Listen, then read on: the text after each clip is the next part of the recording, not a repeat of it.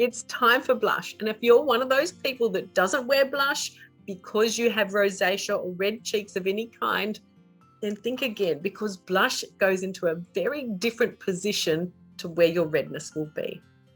I'll be using the NAS blush brush. It's got a really nice angle on it. The bristles are soft and they're wide enough to disperse the product around and give you a really nice natural finish to your blush. Working out of the lid of my product, you can see I only have a tiny amount of product in there. The blush brush, make sure you pick up the product really well so it's evenly coated around the bristles.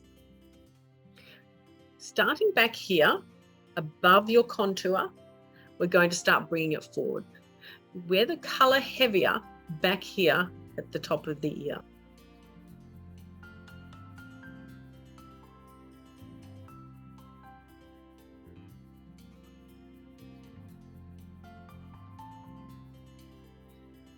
You can also smile as you're applying to the apples so you can find exactly where they are.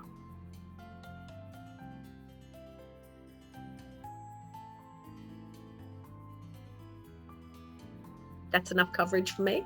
Now we'll do the other side. I'm starting back here at the hairline again and blending it forward onto the apple of my cheek.